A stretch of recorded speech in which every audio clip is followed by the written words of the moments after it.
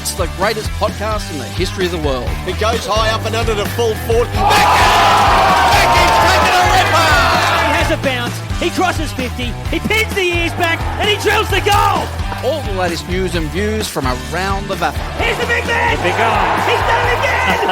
This bloke extracts some of the finest! All thanks to Mequicare, proud partner of the VAFA. Makes a name for himself with these long bombs from outside the arc.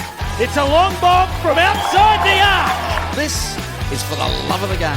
You can tweet that and hashtag Hello everyone and welcome to For the Love of the Game, the official podcast of the Ammos. What a week to be recording this. You only need to go back 7 days. I told you that the mighty Snowdogs were going to get off to the best possible start. I can't believe... The over-under on that was 7.3 I can't seconds. believe... Last week we had 3.5 minutes, can you believe? I can't believe that the scheduler and the A-grade reporter called the Snowdogs in the lead up to this game a bowl of minestrone.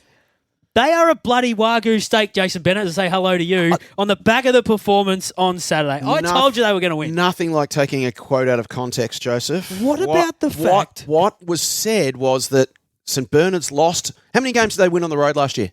Out of 9. How many?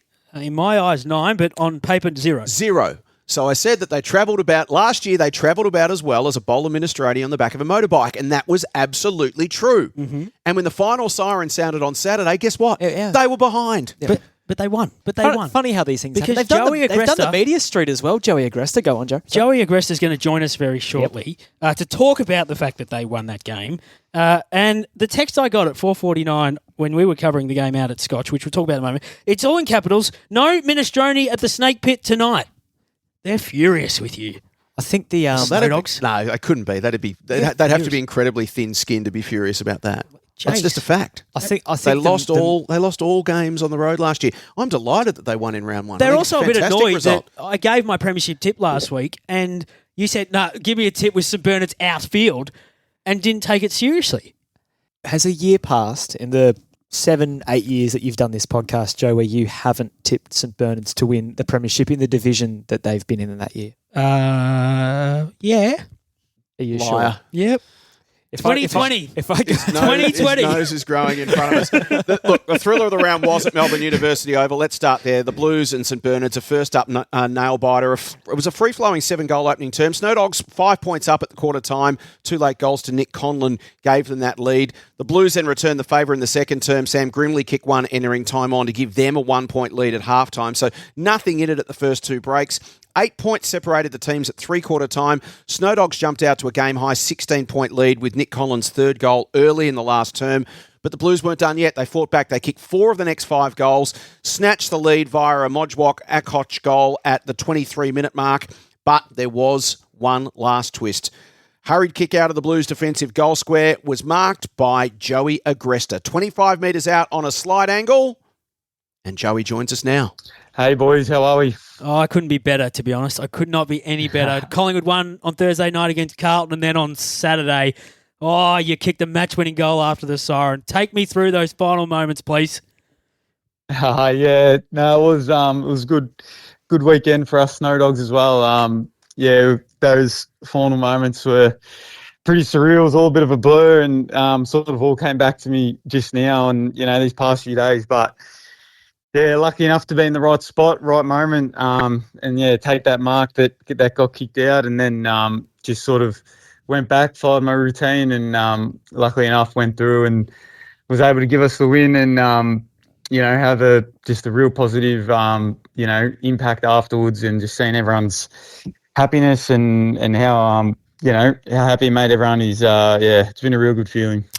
Best part of 10 years since St Bernard's last won at the Melbourne Uni Oval against the University Blues, and it took Rosley right to the siren to come away with a win. Now, Joe, before we actually ask you about the game and unpack it, as you well know at St Bernard's, when it comes to Thursday night this week, after all the vision that's been shown of your goal, and vafa.com.au put it up on Instagram with a BT commentary, have you got enough money to pay the fine that you're going to have to suffer through Thursday night? Oh, mate, I'm not looking forward to it that much. There's going to be... any media attention that gets brought amongst the boys always cops a bit. So, Thursday night should be interesting. And did I read somewhere, Joey, that you'd actually kicked a winning goal after the siren before? Yes, that is true. I did it in under-19s, actually. And funnily enough, it was round one as well. And that was against Bo Morris back then. So yeah, second time around, and luckily the same result went in. So, what did you make of the game more generally, Joe? Blues came back you hard. They kicked 4 of the last 5 goals to sort of snatch the lead at the 23-minute mark, just as it sort of looked like you guys might have almost had the game under control. Yeah, no, exactly. Blues were very good. It was a tight battle all day, and we, really respect them as an opposition, and they're one of the harder teams to match up against, especially with the likes of their forward line with Grimley and Stewart. And they also had a lot of good other small and medium forwards around them, and then so it was a tough battle all day, and it was a good contest, and I think they, as much as we got the win in the end, they'll be shaking a few teams up this year. So let's look at this week coming. Can we go 2 in a row, Joey? Yeah, most definitely, mate. Absolutely, we can. We will just focus week by week, and that's what we're focusing on. And Uni Blacks will be no easier back at Melbourne Uni Oval. And last year I think we went there, and I think we're going off a win as well, and we got a nice reality check by them. So we'll be going with the focus just to do our job and do what we have to do to get another 4 points and start our season off with 2 wins. So the confidence you get out of the opening round win is obviously an awesome thing. We talked in the pre-season about the couple of inclusions that have joined St Bernard's. Matt Watson, one of those. We haven't had a chance to really look at him outside of the weekend just gone. And then I've mentioned him a few times because I did get to see him play back in the day when he was a regular, is Tom Sullivan. The experience that those two bring to a relatively young lineup over the summer, what's that been like to work underneath them? Oh, them two have been unbelievable. Both on Maddie's come in and he hasn't missed a session all pre-season, and he's really made his presence known, shares his wealth of knowledge. He's been at the highest level, and then he's done so well across a local level as well for such a long period of time. And he's just come in and just given us, a new sort of sense of leadership and just a nice focal point that we probably haven't had for a while up forward. And then Tommy Sale, he's just amazing. He's once you really get to know him and you really get to see the work that he does and hear about some of the stuff he does. He's very inspiring, and he sort of makes you want to rise up and get to his level, because even at his age he doesn't stop putting in the work no matter what. So they've just been great for like you said, a young group like us. Second year back in Premier Men's, Joey, how are you guys better placed than you were 12 months ago? Yeah, I think last year going back into Premier was a lot of unknown. And, I think last year was, and it's been sort of well documented, it was a good learning curve. And, we faced a lot of battles through many different reasons, but, it gave us a clear indication of what we had to get to work on over this pre-season.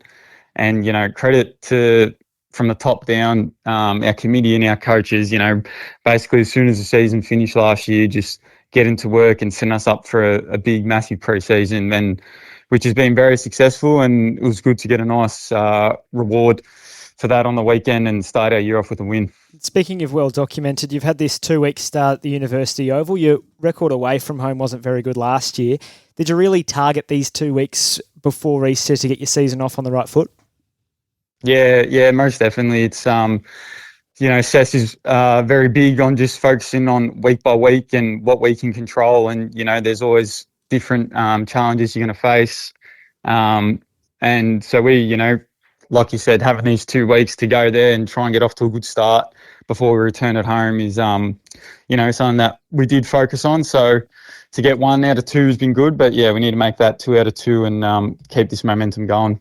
Uni Blues' first game under Matt Smith on the weekend, their new coach, and as Joey mentioned, it could have gone either way. They were impressive. Cam O'Shea, very good down back. Nick Conway picked up where he left off last year. Darcy Churgwin, who we spoke about last week as a potential big V to keep an eye on, one to watch on debut. 39 possessions, 15 contested, 10 clearances, 5 tackles, 7 inside 50s and a goal. That's a fair start, Joey. They've got a couple of handy players, don't they? Yeah, like I said earlier, it was a tough battle all day, and I think they'll give a good shake up to the competition. They'll challenge a lot of teams, and I wouldn't surprise me if they're in that sort of top 4 bracket come towards the end of the year. They were, we had our work cut out for us all day, and luckily enough in the end it fell our way, which was good. If only Darcy had 40, they might have got over the line there. The Uni Blues. Ben Towson had 14 disposals and kicked 4 goals, so he had a pretty good performance. I want to ask you about a couple of other players from the mighty Snowdogs who won the game. Nick Conlon and Dylan Gwynn. What can you tell us about those two? Because I'm told they had roles to play in the forward half, maybe negating one Marty Gleeson, who is the captain of the University Blues. How did they go, Joey? Yeah, unbelievable. Them two boys, such terrific kids as well, just so down to earth and just want to play a good, hard footy and just work hard each week. Nick's obviously Bennett is down at Williamstown VFL, had a good pre-season down there. And, last year with Nick, it was every week that he, when he debuted and then week after week, he just got better and better. And he just, whatever you tell him to do, he'll do. He puts his head down and, it's great to see him get some great reward because he's just such a good kid and he deserves all the success that comes his way. And same with Dylan, he's coming as from the under-19s and through pre-season, he was unstoppable. His athletic ability, his testing, everything that he showed us over pre-season was, he basically led everyone. And then, got his reward in the practice matches and the coaches, trialled him in many different positions and same as Nick, he's happy just to put his head down and do whatever role is asked. And, they both did an amazing role on the weekend as, it's not easy as young kids to do that. So it was great to see. Well, I reckon Gwynny is my front runner for a Rising Star nomination. If not in round 1, maybe in the next couple of weeks. He is the best and fairest of last year. This game this week, University Blacks, is the SEN match of the day. So I'll be listening from Adelaide and hopefully, Joey, you're not kicking a goal after the siren because the game will be sewn up a bit earlier on. Just before I let you go, do you sit on bafa.com.au and read the match previews by any chance? I'm not one to tend to do that. I'm glad you didn't this week. I have a few mates in the side, guys like Matty Soro and Benny Huggard who fill me in on all that stuff. So I'll leave that to them. Good, because they would have been very frustrated being called minestrone in the lead up to the game. And as a proud Italian that you are, Joey, can you just take everyone through what minestrone is? Yeah, no, it's something that I'll tend to stay away from. Good thinking. So yeah, I think if we can shape that tag, I don't really like that nickname for us. So park the minestrone, Jace. Wasn't a nickname, wasn't Park it? the minestrone, Jace, and start goodness. calling St Bernard's Wagyu steaks from here on in for the rest of the season. I don't know if Wagyu steak would travel very well on the back of a bicycle. No, that's right. Wagyu Exactly. How does steaks that is make well sense? aged and tastes unbelievably good, just like a St Bernard's win over the University Blues after the siren with a goal kicked by JOEY AGRESTA. But they've got to back it up this week. Minestrone was last year. Didn't even refer to 2025. Just don't call St Let Bernard's it anything go. other than class. Let it go. Joey, we're going to let you Let it go. go. Get yourself ready. Maybe go to the bank and take out a loan because you've been on Media Street this week and this podcast is not going to help your case at all. Thanks for jumping on, though.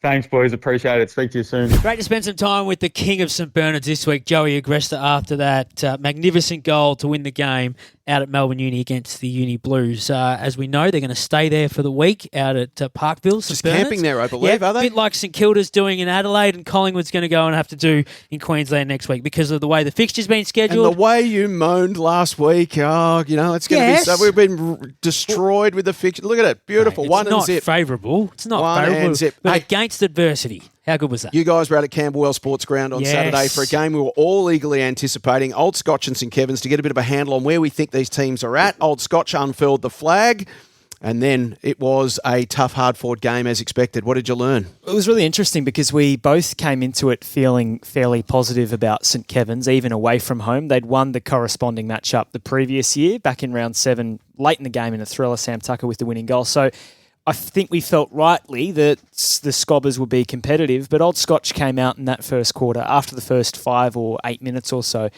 and pretty much dominated until three-quarter time, halfway through the third quarter, you'd have to say, Joey. They were really super impressive around the footy. A couple of their new guys that they'd brought in, some from the reserves, Jake Tawney out of Kyabram, Tom Farah out of the school at Scotch College, was superb. I mean, we can talk about Will Clark's first quarter at length. I think Joey would like to go on for quite a long time. We'll get to that. They were supreme. They were really, really impressive. A fantastic start to their premiership defence for Scotch, running out 14-point winners, but I'd say the margin probably flattered St Kevin's. And the interesting part about it, Joey, when you look at the numbers, I mean, you think St Kevin's in the first and third quarters kicked 210. They had plenty of the footy, but they kicked 1-5 in both of those quarters.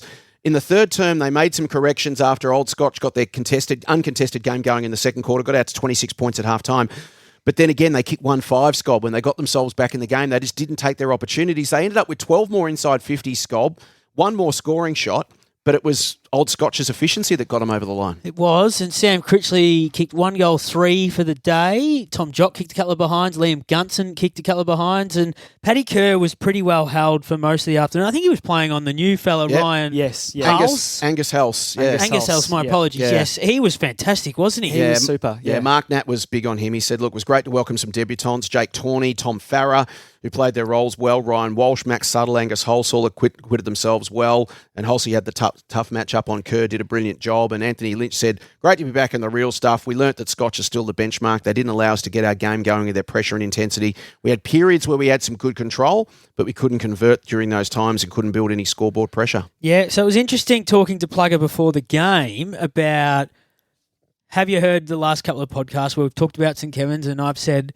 I would love to see your team score more. I think your 18-man press and your defence is outstanding, and they've had significant changes down in defence, but he said, I think you'll see a new look, sort of St Kevin's in the way we attack the ball. I think they had a crack at doing so. They just weren't able to capitalise on the scoreboard, and I'll just go back. That young fella, Angus House, he's a star now for the Scotch defence and able to set him up down in defence. Yeah, he was super. I think what we saw a lot from Paddy Kerr was his ability to split the 50, lead up the front and take contested grabs when he couldn't do that. But I thought what Holst did that was so impressive was that he pushed Kerr really wide. He had to, when he took marks, he took them in places where you don't usually expect to see Paddy Kerr. He was up the ground a lot, I think, to try and get involved. Someone like that who is so hard to move, he's so strong, he's a proven goal kicker, he can get hot quickly and kick goals in bunches. To force him wide into places where he doesn't want to be was a sign that Scotch had done their homework, I think, coming into this game. The guy who I liked, and you just mentioned about the way that St Kevin's moved the ball out of their back half, was a fella on debut called Connor Lynch.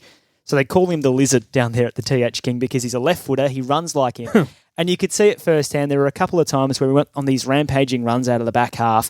Beautiful use of the footy. So I think as he gets his legs under him a little bit more, you'll look to see a more attacking St Kevin's side, Jess. So tell us about the Old Scotch Talls, because obviously they're the ones that get taken out with VFL sort of situations. Sam Grant did a fantastic job in the ruck, Joey, and that allowed Will Clark to basically spend his time permanently forward. So no Tyler Sellers, no Ryan Valentine, and no James Tarrant. All of them have started their 2025 seasons really well in the VFL, weren't available for selection on the weekend just gone. So Narc Nat told us that Sam Grant was predominantly going to be the ruck, and our man Will Clark was predominantly going to be the tall forward down in the goal square. And for what to take, Paddy, the first entry inside 50, he had an impact on the game. Yeah, he had 7 shots in the first quarter. It was ridiculous what he was able to do in 10 minutes. And if you were watching last year's grand final, he did it then. And if you're watching the prelim final the week before the grand final, he did it then. And I asked Natty in the post-game, is this something you've seen out of Will Clark over the 100 games he's played? And 100, some of those games are in the under-19s. But I can't remember someone almost bursting out of the scene of Old Scotch like Will did in the finals, and the amount of confidence he took from the preliminary final to then do it on grand final day, to then his next game being 6 months later and doing it again in the first quarter of the year, exceptional. And they were so worried about him after quarter time. It started from being a one-on-one to almost 3-on-1, having 3 on the air on Will Clark to make sure he didn't mark the footy. Such was his dominance. And he was doing it, and this is the other element, the other side of what I was talking about Paddy Kerr a few minutes ago. he was kicking them from everywhere. So the lead up, he was dangerous. He was getting pulled down in the air because he was marking everything that came in his area. He was rucking and looking dangerous at ground level. He probably could have had 5 to the first quarter break. He probably should have had 5. He said he was going to have 10. I did say he had 10. kicked 3 in the first quarter. Do you want to know the story behind that? Are you as big on Will Clark said as he was Joey gonna is? kick 10. Has Will Clark become your favourite? was Where is he on the power rankings now? On your Joey Pignataro pecking order, where does he sit? Jeez, he's had a good 3 games in a row, and He I've has. happened to call all 3 of them. Remember that St Bernard's did just win by Time for thinking music over here the for Joey. point, by a point against the University Blues. Is he? Harry is still, Really? Harry's How out close? there. Clarkie is probably sitting in the top 3. Top 3? The Big Pig. We do share the same So who nickname. is the top 3? You've mentioned 2. Harry Hill. Yep. He's still number 1. I was asked to maybe hit the skids on Tom Sullivan, but he's still a listed player at St Bernard's. So, Hello. Speak of Hello. the devil Phone call. there. Speak of the devil there. We've got a phone call. Who's this? Joey, it's Harry. Hello, Harry Hill. We're just currently recording the Ammos podcast, and literally I've just been asked a question about you. Oh, what was the question? Who's my favourite player in the competition? Yeah, because I've heard there might be someone who's taken the mantle off me. What is going on here? This is a genuine stitch-up, this is. No, you're still number 1, H, by a long, long way. You're still number 1. Okay. St Bernard's, Okay. the team of 22, have moved into second because of their magnificent win on the weekend. And then the Big Pig, Will Clark, he's now 3rd. But you're still number 1, H. Don't worry. Okay. I appreciate that, Joey. I'm glad to hear that. I'm not sure the message he's giving you, Harry, is the same vibes he's giving us, to be honest. Yeah, okay. Maybe he's just saying that to me, Yeah, Jake, it could be. Just telling you what you want to hear, I think. I think the posters of Will Clark around HQ were a giveaway when I walked in this morning. that's right. I think there might be a different poster on his wall at home, Harry. But while we've got you, mate, let's talk your game. Well, can I ask Harry who's his favourite commentator? Oh, Nick Armistead's still around? No, of course, Joey. It's always a privilege to see you. Old Brighton Uni Blacks on the weekend. A fantastic performance from you guys. The Blacks actually led by a kick at quarter time, and then you guys seemed to click into gear in the second term, kick 5 goals to 1, and then really opened the shoulders in the third, another 8 goals to 1, and in the end, a 96-point win, which was a fantastic start. What did you make of the afternoon? Yeah, it was pleasing result in the end, Jace. Like you said, we were probably a little bit off early, which, you never really know how you're going to come out round 1. You can do all the training and prep you want, go through the practice matches, and then it's nothing like playing against a proper opposition. So credit to Uni Blacks, they were on early, and we were just probably a little bit fumbly. We weren't too clean around the footy, probably sort of not playing our usual style. I think we got caught out a little bit, kicking it down the line and a few turnovers. So, it took us a bit to get going. I think it took a bit of Benny Pryor magic from the goal square. I think he kicked one out of mid-air to get us going. And then from then, we just really started taking off from, I guess, last year, just with our style of footy, moving the ball, shifting it across the ground. And, once we get it going and start playing well at Brighton Beach, we can be a pretty tough team to stop. Spoke to Marcel after the game. He said it was nice to have Felix and Sam Flockhart together. Felix, what a return. 21 possessions, 8 marks, 5 of those inside 50, 29 hit-outs, 7 clearances and 6 goals. That's not a bad day at the office. Yeah, it's not a bad day. It's a fair luxury to have the both of them. I actually didn't realise that was only their 3rd game of footy they've ever played together. So they played one in under 10s, and then 2 years ago they played one game before Sammy went away. Wow. And then last year Felix played in round 18, but Sammy rested in that game when we played St Kevin's. So, it was awesome to have them both. Felix probably started in the ruck and played predominantly the first half in the ruck, and then we sort of had that luxury to be able to put Sammy in there. And we know what Sammy did last year. He's just so good around the ground. He's like another midfielder for us, and able to put Felix to full forward. And, when you got a 203 or 4 centimetre bloke put his hands up, he's hard to stop. So, it was awesome for the both of them. And, Felix kicked one after the sign. He never kicked more than 3 goals. So finished with 6, which was really good for him. What was he split between forward and ruck in terms of percentage, do you reckon? I reckon probably 50-50 in the end. Yeah, wow, you finished with 6. Yeah, Yeah, he snagged a couple out of the ruck, which no doubt he was pretty happy with. But yeah, he started the first half predominantly in the ruck, and then pretty much would have played forward most of the second half. So, Harry, there's another element to this podcast which is, I think, crucial for both Joey and I, because we both had you down for the Woodrow. So my question to you is are you getting the 3 votes on the weekend? How did you go personally? No, I wasn't overly happy with my own performance, but it doesn't matter when the team goes so well. That's the right answer. I think Felix will be hard to top for the 3 votes, but I obviously give a plug to my good mate Tommy Fisher, but he was awesome on the Tommy weekend. had 35 and a goal. Luca McNabb had 36, so you had some big numbers. Yeah, if you want to have a look at Fisher's goal, we were all amazed because he kicked it from outside 45, and we don't reckon he kicked the goal longer than 30 metres out. So we all got around him a fair bit because we did not expect that. Must have been a strong breeze to one end of the ground if Fisher's kicking it over 45. Now, Paddy, I've done this podcast since 2018, and I've tipped Harry every single year to win the Woodrow, and he's never said, yes, I'm going to.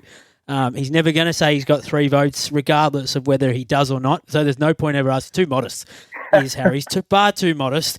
Harry, can you just take us back to Saturday? We were at Scotch and St Kevin's, and at halftime of the games, obviously all of them were on at the same time. We went back to the live scores, and it was 11 minutes into the third quarter at our game. So we made the assumption that it was the same over at Brighton Beach Oval. And in that time, you'd gone from 6-6-42 to 14-12-96. Did you kick your whole third quarter score in the first 11 minutes of the third quarter? It would have been close. It would have been close to that. We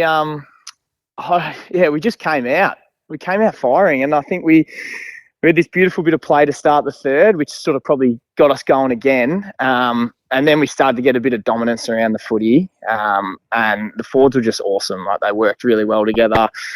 Benny Pryor kicked that one that was flying around social media last night, which was a ripper. And we just sort of, I think our pressure really lifted around the footy, and we were able to get the ball going forward and then put the Uni Blacks defenders under a bit of pressure.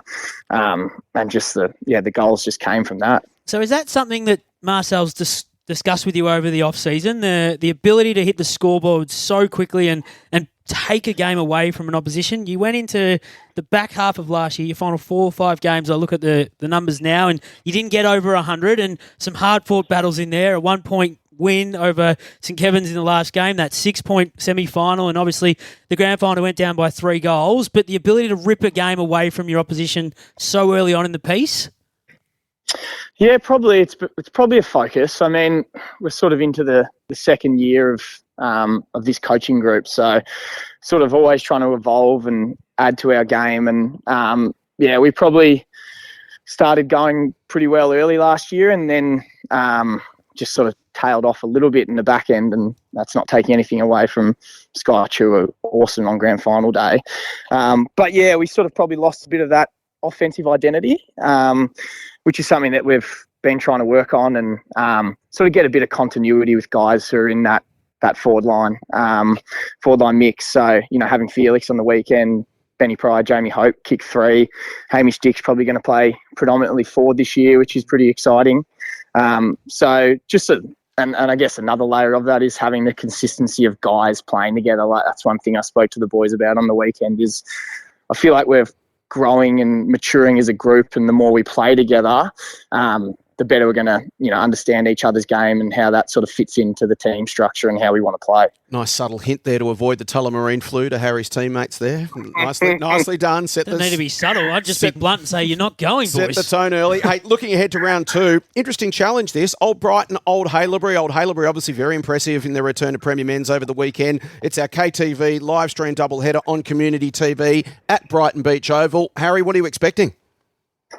Yeah, super impressive from them. They, I haven't had a chance to sort of look at the game too much, but obviously a really strong performance given how strong Collegians have been over the past few years. So I think it's going to be a really good contest, no doubt. They obviously, had their challenges a couple of years ago, but they seem like they're ready to take on A grade now. So a lot of really strong top end talent that we're going to be looking forward to coming up against, and might probably be a few VFL players considering the VFL bye this week. So no doubt both teams will be pretty strong. And yeah, it's shaping up to be a cracker of a day. I think it's about 28 degrees on Saturday. So might have a post-game swim.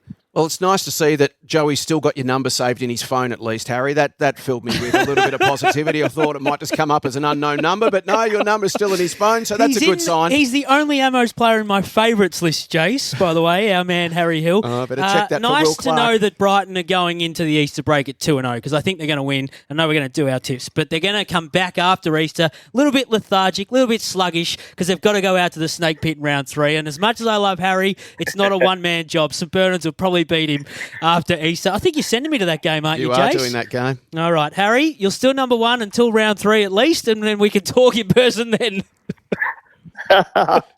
Thanks, Joey. Thanks, Jay. Good on you, Thanks, mate. Paddy. Thanks for jumping on. Nice little stitch up there, lads. Getting Harry on. Not a stitch up. Harry just decided he wanted to Harry just wanted to chat to me on a Tuesday morning at 10:30. Well, obviously you're still number 1 in his books.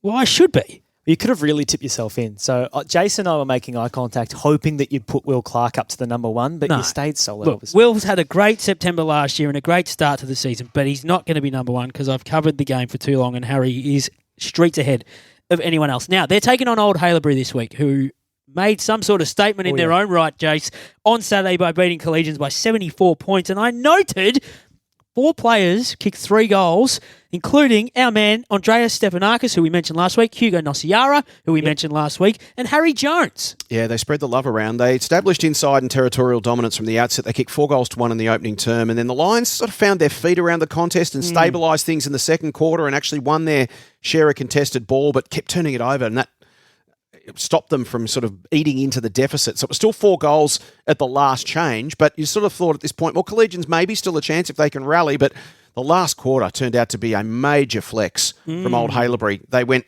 inside 50 19 times and converted that into 10 goals 4 from 19 entries. They ran right and celebrated their return to the big time, which what turned out to be an eye-catching 74-point win. Daniel Ward said he was pleased with the belief the group had on the day. They had a plan. They executed it. They learned if they play their brand of footy week in, week out, it'll hold them in good stead. Jack Bell, super all day in the ruck. He had 23 touches, 54 hit-outs, 13 clearances, 10 inside 50s and a goal. So they spoke about needing to replace Trevo, and they did that with Jack Bell. And wow, didn't they what? They head to Old Brighton this week. They understand the challenge, but they look forward to it to test themselves against one of the benchmarks of the comp. Geordie McKenzie from Collegian said, Old Haileybury far too good for us, much deserved, dominated the contest both on the ground and in the air. They had some good patches where they got their running game going, but they couldn't sustain it.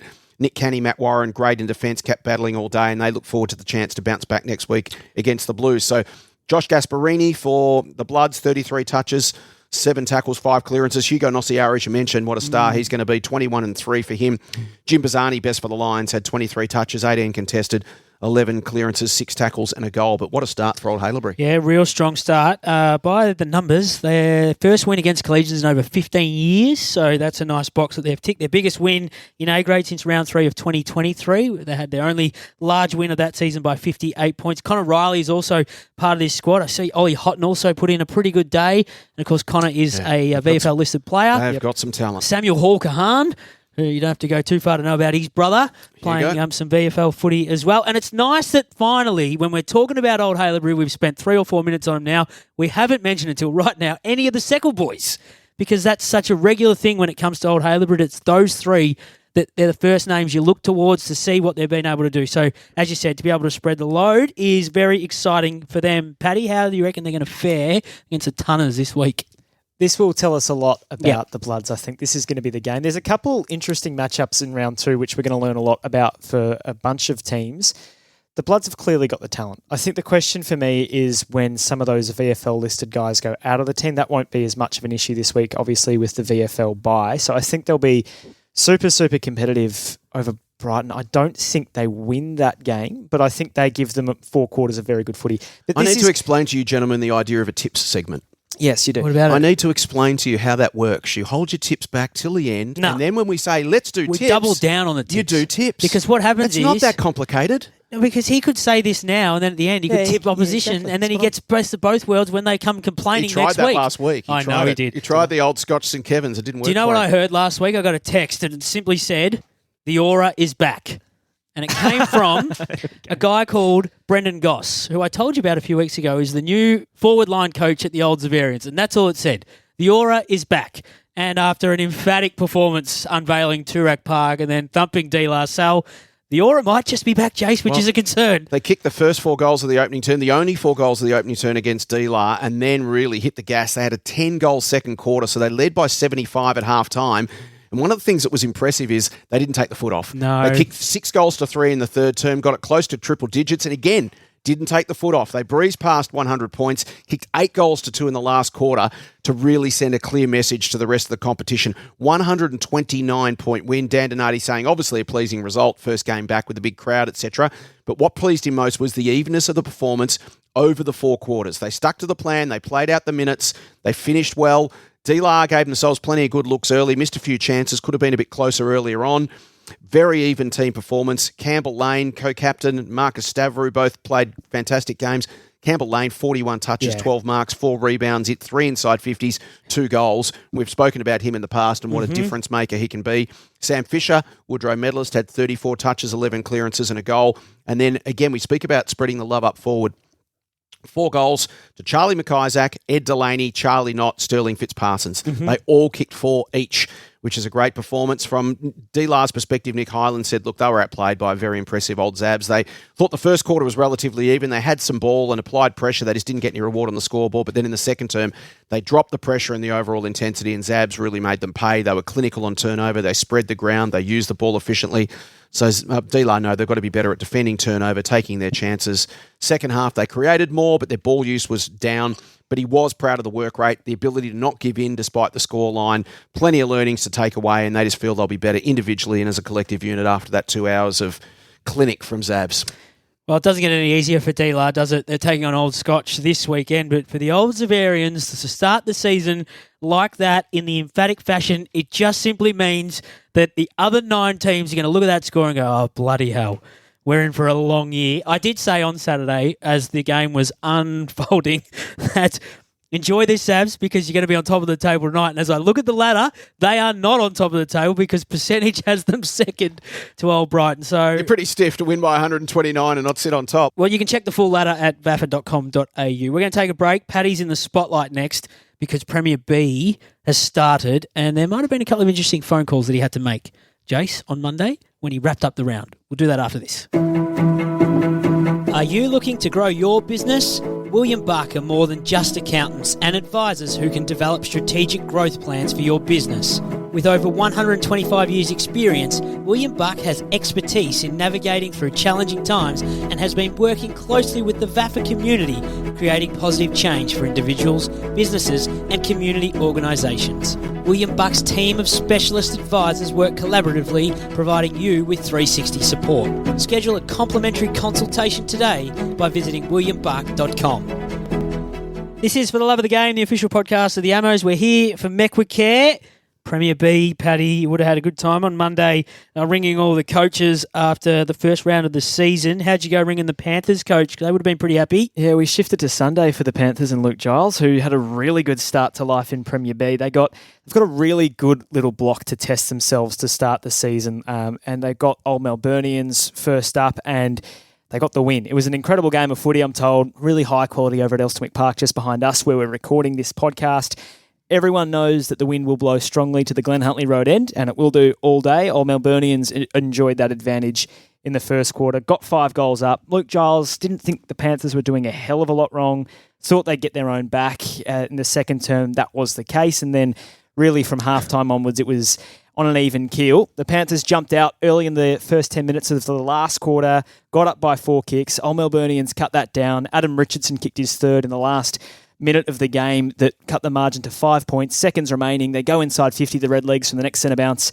The Panthers clear zone. They hold on to win by 5 points. And that's a real statement. I mean, to come up from Premier C, and we know how dominant they were, especially across the final series, and to do it against an Old Melburnians team that still has plenty of really key names and names that have performed really strongly at Premier level previously, the likes of Jackson Payne and Sammy Lauby and the Nichols brothers and the Hazeman brothers. So Jack Spargo was unbelievable in the ruck as well for the Redlegs. So massive watch on the Panthers. We were on them all pre-season, gentlemen. We thought that they would come up strongly, and they've franked some really good pre-season form with a thrilling win, and a win that affirms their credentials as a team to watch in Premier B in 2025. Yeah, indeed. It was. We were watching that for that exact reason, to see where they would sit, and that's really impressive. 5-point win, 14-10-94 defeat Old Melburnians, 13-11-89. Yeah, they get Old Ivanhoe next week, Old Carey, and that's another story, by the way. The Hoers have come into this season hot. And then this is, again, a team that we thought would come in strongly with the likes of Alex Murkov and Patrick Naish in there,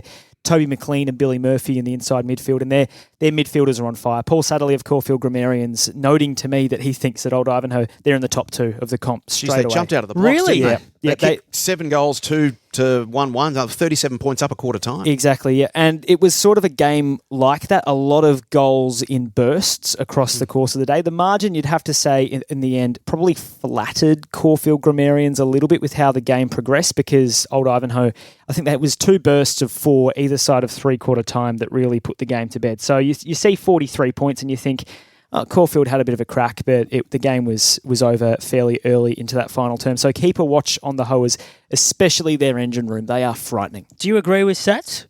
I've had them in my top 2 all pre-season, and I think round 1 has only affirmed that for me. Fair enough. They're currently in the top 2. Yeah, I won't do my tiers yet. The other team that's in the top 2 is your team, Williamstown. Yes. Zach Provis with 8 goals for something like 18 score involvements as well. So this is a young man who's had a massive pre-season. His body looks mature. He's not a massive forward, Zach. He's about 6'2", plays out of the goal square regardless. Konstantinos thought, or Konstantinos, as I learnt during the week. Yes. He reckons he was leading a little bit wide, and the tape reflects that. And then once Provis goes straight up the guts of forward 50, if the ball's kicked to him, he's very hard to stop. He's got beautiful hands. He's got this incredibly trampolining kind of leap to him that he leaps at the footy. He sort of loses control of his limbs through the air, but he's very hard to stop when he goes straight at the football. Did that throughout the afternoon at Fiona Reserve. We found ourselves a new Dane Harvey for Paddy Grindlay, haven't we? Dane's playing at Carlton at the moment. Didn't take long. I think I've got his name circled. I had Joey Campilli circled halfway through last year. Is Dane going to ring in, or...?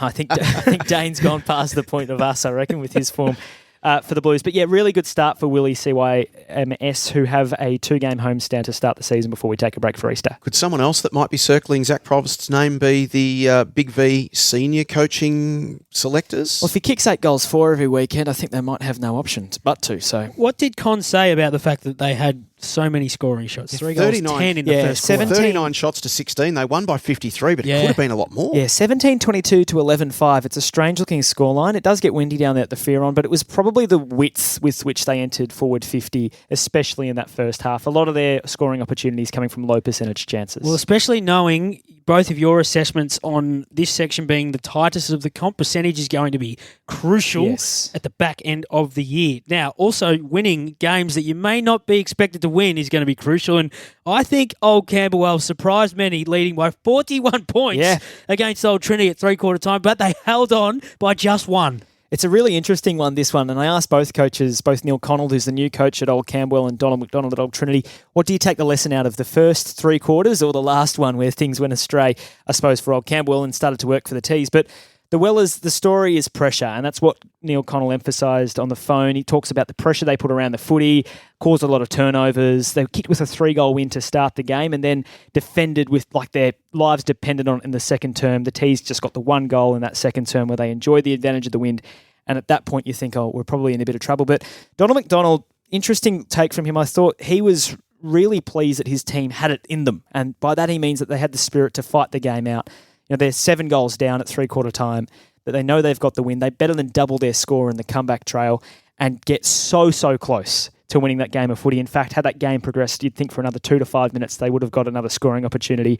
I think it was Hugh Beasley who kicked a goal to cut the margin to a point. At that point, there's 20 seconds left in the game, and Old Camberwell just do enough to hold on late. But yeah, great signs from Old Camberwell. I don't know if I saw this coming as well. I certainly was fairly confident in my tip of Old Trinity. Dave McCall was shouted out by Neil Connell as being a fantastic player across midfield and half forward, 18 disposals, 10 tackles and 2 goals.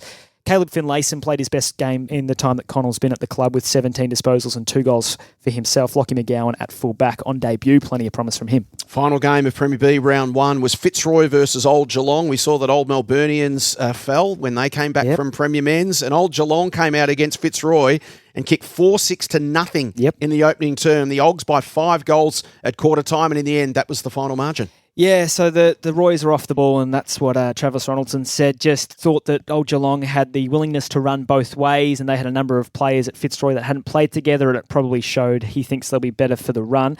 For Old Geelong, it's a great sign that they're continuing the good work that they had last year. They made the finals for the first time in Premier B. They were a kick away from going into a prelim in that game against Old Trinity in the wet. Tim Jones, he was shouted out by full-time coach now, Nick Dixon, who takes the reins solo after sharing it with Nathan Brown for the last couple of seasons. Tim Jones, he thinks he's as good of a midfielder as there is in Premier B. He played a lot of VFL footy against him, Nick, when he had his long and illustrious VFL career. An exceptional person and player was the quote that I found quite telling, I think, from Nick there. A pair of 20-year-olds for Old Geelong worth talking about, Hamish Pearson and Reef Page. Hamish plays across centre-half back. Reef is from Torquay. He plays across centre-half forward. He had a couple of goals, and Pearson was exceptional. They're a young duo who look like they've played 100 games at the level already. Mickey Nichols, 3 majors from 18 disposals. But, yeah, good sign from the Ogs. I think with Fitzroy, I'm going to give them a mulligan on this one, but they'd want to respond this weekend. Massive game for Fitzroy this weekend. They're heading out to Caulfield to take on Paul Satterley's men. Let's head over to Premier C, and one result jumped off the page for me, lads.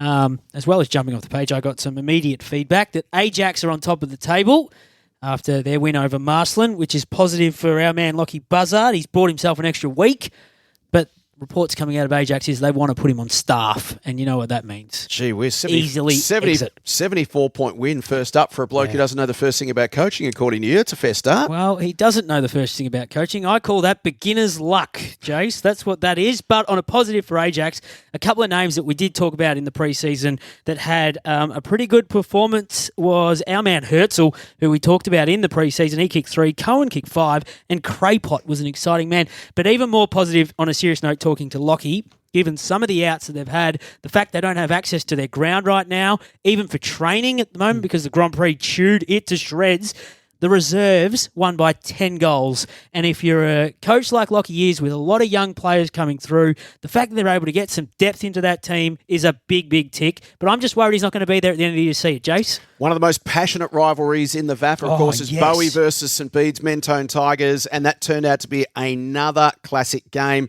St Bede's led by 11 points at three-quarter time, and they were 10 points up at the 27-minute mark of the last quarter, or 16 points up, rather, and a couple of late goals to Beau Morris. In fact, they got 2 goals in a minute, got it back within 4 points, but in the end, the Siren beat them, and it was St Bede's Mentone 12-8-80 defeating Beau Morris 10-16-76, and they would have been up and about and pretty fiery at Banksy Reserve. Joey, as you've said, that's one of the great venues to go and watch some footy. It would have been a passionate contest. And there's one thing I'd like to bring back. So you were told a few weeks ago, Joey, to keep your eye on Jack Benck out of St Bede's Mentone Tigers. Kicked 4 on the weekend. And good to see Tom and Dan Garside perform well on their return from the Oh, yes. Now, I encourage anyone to go back through the St Bede's archives if they want to read about Tom and Dan Garside, because I think they last played senior footy 10 to 12 years ago, and now they're back in the senior side. A couple of other results that are worth noting in this section. Mazenod, they managed to hold off a fast-finishing Glen Ira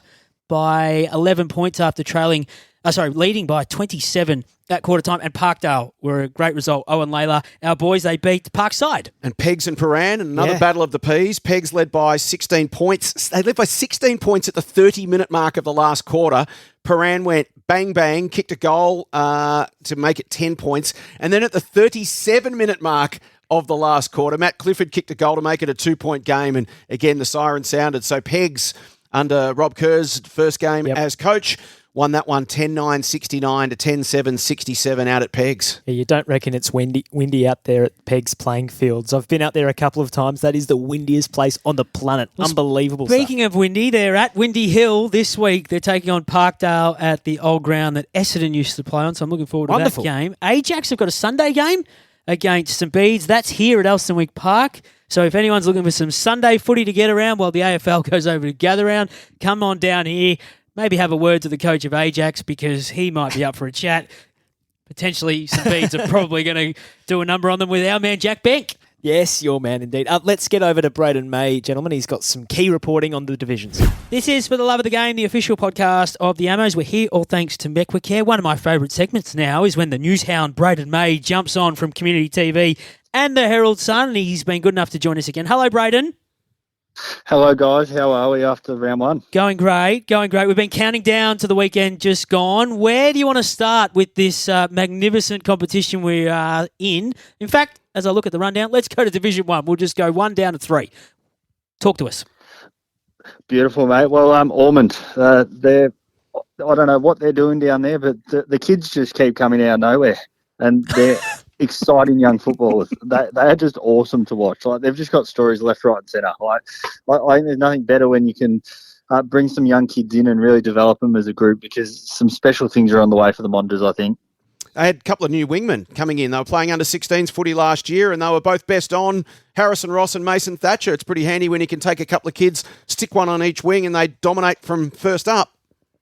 Oh, exactly right. And I think one of the key parts that I like having a chat to Kyle Pinto was that they were tough in the contest. Like, the wing's obviously a great spot, probably for some young fellas, especially in a game style where the Monsters will try and play with their silky skills and open the game up, get them speed on the footy, but they weren't afraid to throw himself into the contest, lay some big tackles and really get a feel for senior footy. Obviously, coming out of under 16s compared to playing against grown men, it's a massive step for anyone, but they've really made a good start to the season, as has Sam Bailey, who kicked 4 goals. He's only 17 and he's with the Sandy Dragon, so just another one to keep an eye on for the Monsters for the rest of the year. Yeah, Sam Bailey playing just his second game of senior footy with 4 goals. Plenty to like for Brunswick coach Jason Reynolds in his first game in charge. Yeah, big win over Theory Panola, who obviously have their own new coach, but a big win, like 64 points, stepping up into Division 1 as well. Obviously, it's a bit of an unknown when you come into the competition. Theory finished towards the lower part of the ladder last year, but Fletcher Banfield didn't look out of place, best on ground for Brunswick. And then Andre Jaycock kicked 4, so he's playing as more of a high half forward, and they've had to find a way to go. I didn't realise until yesterday, actually, that Hayden Parker's returned to WA, and we obviously know how good of a season he had in Division 2 last year. So to find that new avenue to goal is a really good start for Jason Reynolds and his side. Speaking of avenues to goal, Oakley got off to a winning start with a 9-point win over the Preston Bull Ants, and after kicking 56 goals in Premier C last season, Luke Ashen starts with 9. Hello. Tunwatch. We'll get to Tunwatch shortly. Luke Ashen, what a start for him. Yeah, exactly right. I think when we did the previews a couple of weeks ago, we spoke about the loss of Aaron Cloak, but Luke Ashen's probably one that flew under the radar a little bit. 9 goals is a great effort, and it arguably could have been more, and he kicked straight, obviously, as well, which is a massive result. Nicholas Torpy was another one that caught my eye. His first senior game since 2023, straight in the best. I think it's going to give the Crushers a lot of confidence. Obviously, getting relegated, they had their battles last year up in Premier C, had a bit of turnover with the list, but this is going to give them great confidence against a Preston Bull Ants side who are obviously quite young themselves as well. So hopefully both can take a lot of positives. Round 1 obviously throws up a few surprises, so we probably won't know what to make of Oakley for another couple of weeks. Not only did he kick 9, which is an awesome... They only kicked 12 goals for the day. Kick it to Luke and get out of the way. The old Royce Hart strategy. Well, teams will be onto that very quickly, Paddy. So I dare say our great man Luke Ashen got to play another 10-odd games, and he's made the ton. Won't get to the ton. He'll have it there by the middle of the year. Heard it here first, Joey Pignataro. On to Division 2, Brayden May. West Brunswick starting the season perfectly. Magpies. Yeah, I think we said it. They're going to be a premiership contender. 73-point win over St John's, obviously the promoted from Division 3. So it just might show a little bit of a gap between those sides that have come down, those that have come up. But I think they'll be really excited. Cam Ralph, best of field. Herbert Fiddle was a leader up forward with 4 goals. Caleb Bloomer, a West Australian recruit. They've got a couple of those Magpies. He kicked 3, so really good sign for them. They've got really good depth as well. So I think we're going to be talking about them a lot, especially the more the season goes on. Good start for St Mary's Salesian as well. Yeah, obviously, I think we touched on them more probably 12 months ago when they recruited heavily, brought in along a lot of young guys. Tom Voller, a developing ruckman, he got a taste of senior footy last year, but was best of field in their 59-point win over Canterbury. The other side promoted from Division 3. But Ruckman, they're a joy to have. One thing that I didn't notice until last night, actually, on social media, one of our other reporters here, Ed Burke, he's playing for St. Mary's. Oh, I Police. saw this. Yes. Former St. Kevin's man. Former St. Kevin's, but Seb Gotch, the former Victorian wicketkeeper. Seb's not a big man, but he got up for a nice grab and he felt the pain, and it was a good little grab. And he's a very handy footballer. Talking to Simon McAvoy, who covers the Mornington Peninsula League, he reckons he's going to be a sensational recruit for Canterbury. So I look forward to watching him. And just quickly want to touch on Old Yarra Cobras. Obviously, they were disappointed with coming down last year, but a really exciting start to the season. Keep an eye on Callum Copeland. He could be one of the star recruits of the season. Just a quick one on that Ed Burke, Mark. He put that out on social media himself, Ed, and I think highlighted his ability to back directly into the leading lane. And Seb, who did get up pretty high, did give him a decent knee right to the ribs. So I think Ed will be healing up this morning. Just before we jump on to Division 3, the other game of note is Hawthorn and Melbourne High. Now, Hawthorn trailed by a point at three-quarter time. They got out to, I think it was about 18 points, Brayden, at about the 20-minute mark of the final term. I don't know if you've seen this. The quarter went for nearly 37 minutes. Wow. And Melbourne High had the last shot of goal at the 36-minute mark to go ahead. Unfortunately, they just fell short. But they get out of jail, Hawthorn, and they're playing this week against St Mary's Salesian. So that'll be an interesting game to watch, Jace. Still in Div 2, Sam Kysek started his season in fine form for Whitefriars. Brayden, we're talking about Tunwatch, and we'll have a segment on that in just a moment. He kicked 7 in their big win over Aquinas. Yeah, which is a massive result. He kicked 61 last year, played in the Big V game against the Bendigo League. So if Whitefriars are to challenge, I think he's going to be one guy that we're going to have to keep an eye on. If he can kick bags every week, it's going to make a world of difference. The key forward, in terms of tons, it's probably dropped off in local footy, a bit like the AFL. Oh, it's dropped off, has it? We're back this year, Brayden. Hang on. I don't want any of that dropped talk. off, has it? There's a surprise. None of that talk. I hope we get several this year. Yes, exactly. You can't say in one breath it's dropped off and then you hope we get several. Yeah, he's saying in the past it's dropped off. This year it's picking up again. We're currently in the era where there are no goals being kicked over Good on you, 100. Grinch Pignataro. Which is strange because I'm a very positive person. Let's head over to Division 3. Wattle Park, haven't they announced themselves with a statement win over Ely Park, Brayden? Yeah, really impressive 95-point win. Again, another side will unsure what to expect after relegation, but I like the debut of Will McDonald from he's come from Kyabram. He kicked 6. Harry Davis, the skipper, was best of field with 5. So a bit of dynamite down forward and a really strong win, and they should be in the mix for the top 4 this season based on that result first up. I think we might see a bit of a gap emerge between the top and bottom sides in this division as we did last year. Yeah, handy couple of teams who have put their names in lights early on. I see Powerhouse had a massive win over Swinburne, and was it Jack Taylor Evans? He was one that you can expect to maybe kick a handful of goals this year. A ton? Oh, I don't know a ton. He kicked 26 in 7 games last year when he was available. He's from Tasmania, looking through his history, and he was never a big goal kicker down there. So maybe Powerhouse have just stumbled onto a forward that didn't know he was a forward. So he's a name we'll have to keep an eye on, I think, in the coming weeks. Like if he starts kicking more goals, maybe we start Tunwatch for Division 3 as well.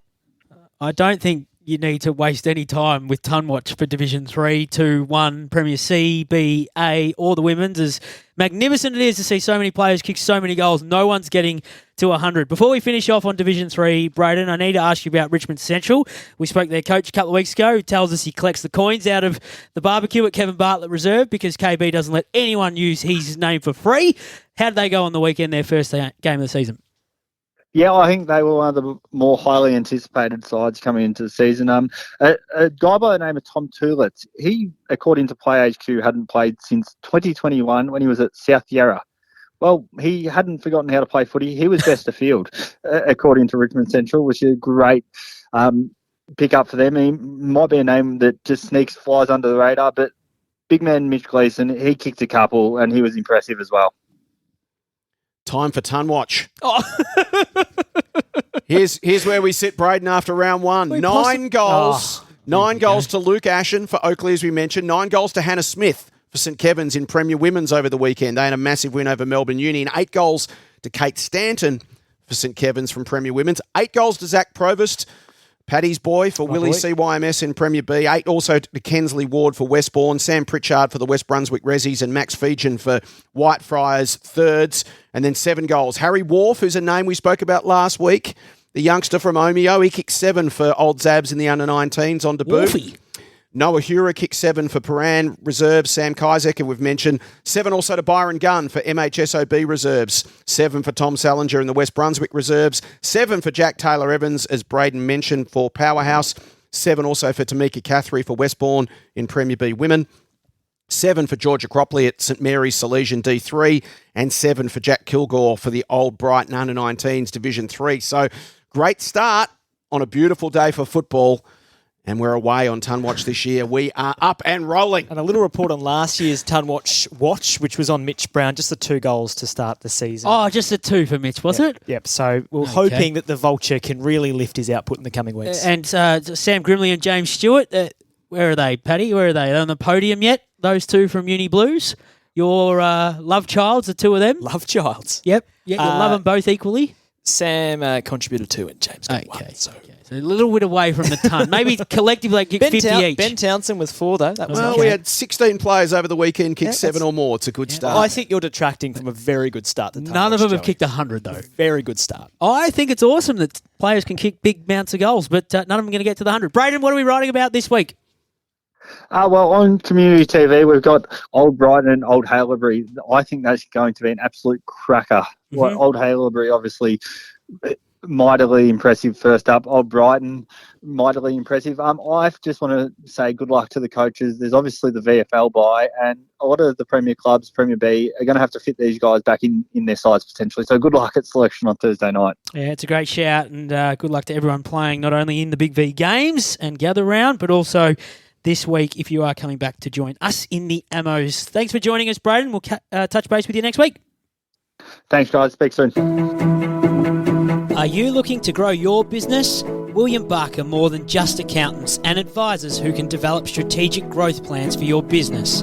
With over 125 years' experience, William Buck has expertise in navigating through challenging times and has been working closely with the VAFA community, creating positive change for individuals, businesses and community organisations. William Buck's team of specialist advisors work collaboratively, providing you with 360 support. Schedule a complimentary consultation today by visiting williambuck.com. Well, Jace, we're catching up with a man who is synonymous with our competition. He's been around for forever, is the Avery name, and Phil is the man who holds at the top of the tree the Avery surname, and he's been good enough to jump on. I think he's playing with the Hawthorn Thirds in 2025. Hello, Phil. G'day. Yes, playing with the Hawthorn Thirds, that's right. And on the weekend, a really special weekend for you, 329th game, broke the club record, is that correct? Yeah, that's right. So there was a 329 was previously by another club legend, Dan Laletta. He was like the 1,200 goal full forward, but really, sadly passed away with him about 6 or 7 years ago. If he was still, he'd be pushing 450 or 500, I reckon. You're a late starter to the game, Phil. How did you end up into footy, and how'd you end up at Hawthorn? So I was a soccer kid for about 10 years out of Doncaster Rovers, and then I played about 5 seasons with Bulleen United down there at Koonung Oval in Bulleen, and then transferred over to Hawthorn Amateurs. They kind of reformed back in 1995, and I then started there in 1996. It was a little bit more kind of local for me. It's 30 years. 30 years. Of playing the same club. Now, Phil, I'm pretty sure that you retired a few years ago, but then did you have to answer a call to come back because the Hawks might have been struggling with some numbers? No, so I've never retired. Oh, okay. You don't retire in the VAFA, Joey. We know that. Well, that's true. Sorry, I should have phrased it differently. Did you have a pause for a small period of time, Phil? I didn't. There was a moment there around about 2008 where I landed on my coccyx and I had a year or two out because it just really stuffed up my legs, and then have played ever since. There was a couple of years there about 7 or 8 years ago where we were struggling with players, and here I am, kind of in my mid-40s, playing fullback in the seniors for the back half of the year. So, but no, never officially retired. Well, that's the one I want to talk to you about. It was in 2019. The side was just struggling with some numbers, and Mark Murray, who was the coach at the time, I'm told gave you a call to get you to come and help out in the full-back position. And I'm pretty sure your son, Eamon, was in the same team that day.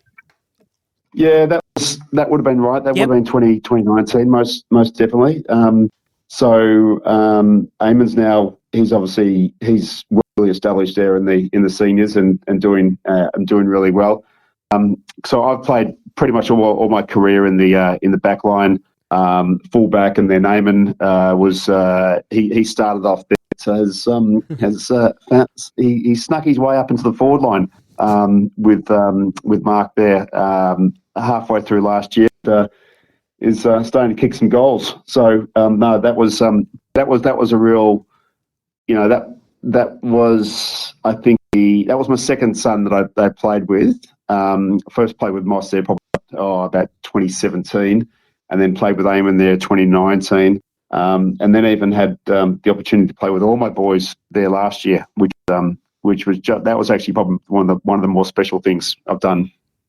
In front of me, Phil, I'm looking at the photos on the Hawthorn Amateur FC Instagram account. And so they're all captioned of you running through the banner, Festival of Phil. Did you come up with that yourself, or was that a title chosen for you? No, look, that's there's a wonderful down there, Emily Scott. So she's been doing our kind of social media stuff and just general internet stuff for about 10 years, and is an absolute whiz at what she does, and a really lovely person as well. And so she would have done that, and what they did over the course of the day was awesome. We had 4 games, a quadruple header, with the game at 4:40, which was the thirds, and they bought these T-shirts with my head on it and put the name 329 games at the bottom of it, which was interesting. So you had a lot of family down there; they were wearing it. But yeah, it was a really good carnival atmosphere there on Saturday. How'd you go, Phil? Well, we got our thirds we're traditional kind of clubbies thirds, in that we've got a bunch of guys that have kind of played good senior footy in the past, but maybe let's call it say 10 years ago, and so a bit slower than we're a little bit slower than other sides, but we make up for it in and experience. But we were scheduled against a pretty slick outfit from Trinity, who had a bunch of early 20-year-olds. So on the day we were never going to keep up with them. So, but we lost that game. How did you go personally? Started at fullback, did my thing there, and then I got the opportunity to be able to move up to the forward line last quarter, and snuck in for a goal. I kicked straight from about 35 out, which is really strange because I'm not as normally a goal kicker. So for it to come off the boot straight, I was pretty happy. How many do you reckon you've kicked in your career? Oh, look, I reckon probably only about 30 or 40 or so. 49, Phil, I can tell you. 49. Oh, is it? Okay, cool. So you're one off the 50. We'll have to make new T-shirts next week if you can sneak forward and kick another one. But is that from the app? Because I know the app is the one that actually still only got my games at about 180 because I still don't have games before 2008. That is true. We're only missing 122 of your games. Did you kick any in the first 122? What do you get out of playing footy, Phil? What does it mean to you? Look, it's for me. It was I can remember when we started having my wife and I started having kids here about 1998, and she was always really big on having an outlet. I just so mine was playing, and it's not like I'd finish the game and I'd stay out till all hours like other boys. I'd probably go home and do what I could at home, and but it was a really good outlet for me. But to be honest, I just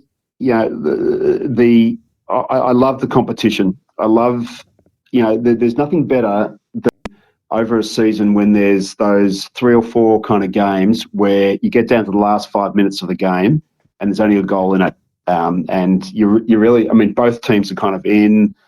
Everyone's just, and everyone's kind of focused and just doing what they've got to do, and then they excite when you have a win or whatever is always really good. But more lately it's been it's been obviously a situation with my older kids being able to play, and then play with them, and then also just some of the mates I've built up great relationships over about the last 20 years, and just playing with them and having a nice little having a kick and having the game done by 11:30, and then being able to kind of share a story and share a drink.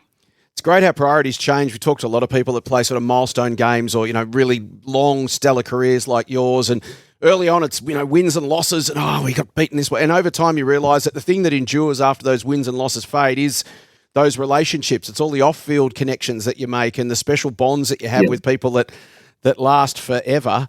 From a success perspective, how have you gone in terms of premierships? I understand you've won some club and league best and fairest along the way. Is that right? Yeah, so I've only won 2 flags. I won one in the with a senior one back in '98, and then a reserves one. I think it was 2018. So yeah, some obviously great memories of those. And then being that's what I have. I did 2 senior ones back there in the '90s, and then a couple of reserves ones in the last 5 to 6 years. Had a really good situation there. I think it was maybe 2022. Where I won the BNF in the reserves, and Eamon won the BNF in the seniors the same year, which was just kind of magical for that to happen. But yeah, they're always good. But that was. And that's about it, I reckon. That goes to the point, Joey, doesn't it? He's won 2 flags in 30 years, but he still loves it just as much as he ever does. Absolutely, and he's at a football club that is one of the best in the competition. They've got the incredible Wings program, which we'll probably talk about at some point throughout the year, and Phil can talk to it as well, having been at the football club since its inception. And Phil, I imagine you don't get to 329 games without having a stack of support along the way. You probably don't get there if you've got a wife who is committed to letting you play every single Saturday still at the ripe young age that you are at the moment. Is there anyone else that you like to thank that's helped you get to this point of your career? Look, there's a couple of people. I mean, I think about this one off the top of my head. Someone like Peter Tyson, who has been at Hawthorn his whole life, where in the Siddos, the old days, back in the 80s. I played cricket with him back in the 80s, and he's still there, just there assistant coaching with Mark. We've always shared just great relationship with him over the journey. Obviously, got all the coaches and whatever, and obviously my current coach on the thirds, Corey Chenoweth, just a magical orator. He is. In how he goes about his pre-match addresses, but I think there's one other person I want to thank, other than my wife and my coaches, and that's my mum. My mum's kind of into her 80s now, and she loves footy season. She loves Ammo footy season. She'll be she'll come down. She's come down and supported me playing so many times. She obviously got time on her hands now, and she still gets out and has a. Comes and watches, and I think we were playing Aquinas there last year, and she was having a little bit of banter with the young guys from Aquinas as they were when they were in front of her, but she's always they'll just enjoys coming down and watching the football on Saturday. One last one, Phil. 52 years young. How is the body, and what's the future plans? The body was a little bit sore after Saturday. We put a lot into it. I have started to indulge in a little bit of over 50s footy. I've got some one of the old school dads try to get me down to Box Hill North and play over 50s there. Well, suddenly you're a youngster in that division again, aren't you? You're the spring chicken running around on the wing. Yeah. So I've started doing a little bit more of that, and I don't know. So I don't kind of know where that's going to go. I'm just enjoying playing with those guys on a regular basis. Over 50s is a lot of fun, and then we'll see where things go with the thirds. My wife and I, we want to try to do the Comrades marathon over there in South Africa. in a couple of years' time. And look, if we commit to that, then that'll mean I'll have to say drop off footy and start doing a lot more running training. Yeah, that would be really nice if we can do that. Yeah, so I've said it now. So it means I'm kind of commit myself to doing it. Well, you're on 329, and the third section's only goes up to round 16. So unless Hawthorn make the finals, in fact, maybe even if Hawthorn make the finals, you might need to play again next year, Phil, if you want to get to 350. The concept of being kind of cheered off retired, I don't really kind of like. So I think keep going, some point where you just keep going like it is. And like the thing is, concept with the thirds is you don't need to play every week. You can kind of go in and out. So we'll just kind of manage where the body is, and we'll take it from there. Congratulations on an incredible achievement, Phil. Thank you so much for everything you've contributed and continue to contribute to the competition. 30 years of service, just unbelievable, and we're so delighted to hear that you're loving it just as much as ever. Well done. Thanks, Jace. Really appreciate it. Awesome story is Phil Avery. You'll be able to read about more of him on vafa.com.au later on in the week. Time for the world-famous tips. You won't be surprised I got 5 last week. No, I think Jace actually recorded them. Actually, you got 6. I got 6. Out of 10. Out of 10? You did not miss on Premier Men's. Well, you got that's 5 the one from that 5. matters. But you went 1 from 5 on Premier B. But that's okay. Joe, so you're 6 and Paddy's 5. Paddy went 2 from 5 out of the Premier B, and then went 3 from 5 in well, hang on. So 2 from 5, and he's the scribe, where I got 5 in from 5. 6-5 in favour of Pignataro as we head to round 2. We'll start with Premier B. Caulfield and Fitzroy. Satsy for me. The Roys to respond. Old Ivanhoe, Old Carey. Yeah, I think Old Ivanhoe are going to be the team to watch. I think this will be a cracking game of footy, but the Hoers for me. I'm going for an upset. In the second round of the season, I'm going for Carey. The Panthers for me. Willie CYMS versus Old Trinity as Paddy has to choose his favourite child. Listen for this pause to be the nervous pause that you'll hear all year. This is so big. Donald McDonald to win away from home. Oh. Sorry, Konstantinos. Have you rated your children, by the way? Trinity, Willie and Fitzroy in this section? No comment. Okay, I'm going for Williamstown. Oh, no, now it's going to be worse. Con, get the points, please. Hampton Rovers versus Old Camberwell. There's no way I ever want to see the Peacock smiling, so I'm going for the Wellers. Yeah, I'm going for the Wellers off the back of last week's thriller. And the final game of Premier B Men's this weekend, Old Melburnians versus Old Geelong. It's Nathan Brown against his old side. So I'm going to go for the Old Melburnians because I think Brownie might have a couple of tricks up his sleeve when it comes to knowing who he's got to stop from that Old Geelong lineup, Yeah, Paddy. he's pretty excited about it, Brownie, as well. Nick Dixon, great debut. Can he back it up? I think it's going to be the OMs. Their form was really good. They could have won that game had it continued on for another 5 minutes. It's a 50-50 call, though. These are two teams that are really going to be in the mix, I think. Yeah, and wouldn't it be a massive start if Old Geelong could get the job done against the two Premier Men's teams away in the first 2 What a weeks? start. That'd be incredible. Fantastic. Let's turn our attention to William Buck Premier Men's round 2. Our KTV live stream doubleheader game from 11:35 on Community TV. Brighton Beach Oval, Old Brighton, Old Haileybury. I'm going to stick with the team that I said would win earlier when we stuffed the tips segment back about an hour ago. Old Brighton to win, but just. Well, you don't stuff the tips segment. You just give a precursor to what double you're going to say. down. I'm going for Harry Hill and Brighton. Collegians versus University Blues. Tight one, this, I think, after what we saw from Collegians on the weekend.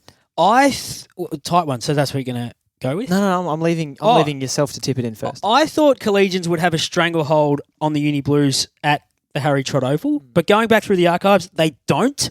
So I'm going for the University Blues. I don't think the ground holds any fears for them, and I think they'll be fuming after last week. Yeah, so am I. Blues for me. Yep. Weird to tip against the Lions at their home ground, but there you go. Live stream vafa.com.au. You can watch this game in full live on the Vafa website. It's De La Salle versus Old Scotch at Waverley. Just some numbers before you go, Paddy. Last time these two sides met, 2018, round 13. The last time Scotch won, 2015 against De La Salle. I reckon they'll break a 10-year drought, Joey. I Old agree. Scotch for me. Yep. St Kevin's versus Old Zavs. This is both of your predictions, I think, for the grand final, wasn't it? Oh, I might change that after what I saw in round 1. Jeez, if you thought the Red and Black Mafia were up and about last weekend, if they get it done against St Kevin's at the TH King, they will be insufferable. I'm going to tip the Zavs away from home. They've only won at the TH King twice in the last 9 years. Yep. I'm going to go for the Zavs too. There we go. They are going to be insufferable, you know that. Sorry, plugger. Especially if they're sitting on top of the table after goodness. this week. Final game of the round. University about time. Blacks taking on St Bernard's. It's our time. SEN match of the day. Is it? 1:45 on the SEN app and vafa.com.au. And you wouldn't believe it. Where is Joey Pignataro? I'll be calling He's it from in Adelaide. I'll be calling it from Adelaide while I'm watching the representative game. Well, because they're camping out at Parkville, I think they're doing well to avoid travel fatigue. They're going to win this game, St Bernard's. They're going to win, and they're going to win by more than 1 point. They're going to do it before the siren too. That'd be nice. Yep, St Bernard's for me. Joey Agresta, our man, to have another big one. That's all the tips. Sitting done. Jace is saying football is the winner. As he does always. Don't even have to ask a week. Never get one wrong. That's another quote graphic for our man Dill. 11:16 SEN is where you can listen to that game. You can check out the rest of the guide for this weekend on vafa.com.au, as well as all the season previews, or the round previews rather, plus plenty more. It is, of course, the second round before we have an Easter bye. Yes. But we're still going to come back next week, aren't we? In Lots the to lead talk into about. Easter, because there's plenty that we want to unpack, and we'll do it all again next week.